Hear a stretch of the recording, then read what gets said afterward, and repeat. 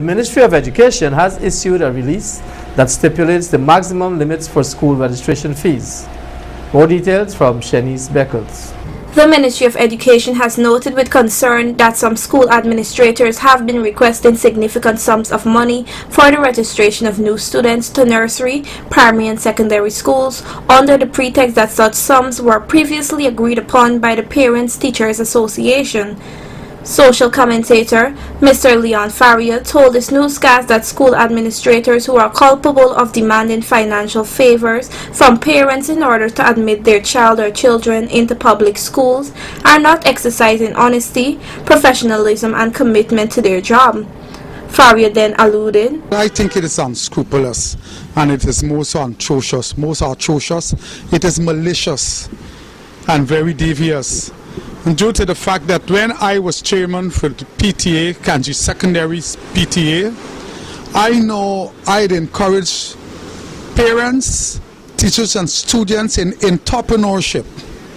I had a vibrant fall farm going there at Kanji Secondary School's compound, and there is where we use this to allotted our money, and we use this to keep some wonderful fun days and some events, that brings in money, bingos and these manner things.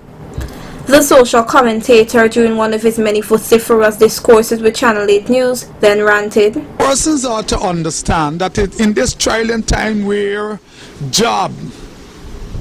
there's no job creation, there's unemployment, and due to the decline in the gold price over the past couple of years, caused a lot of Barbicians fathers to be at home.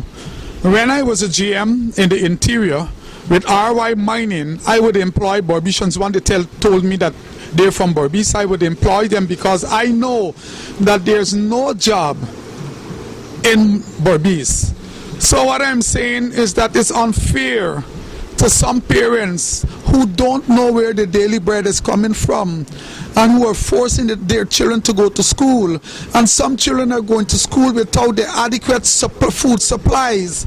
So it's rather unfair for the school administrators to be asking for these enormous sums, and it should be put to a stop. According to a release by the Ministry of Education, no student shall be denied registration to any school due to their inability to pay, since they have a right to attend school.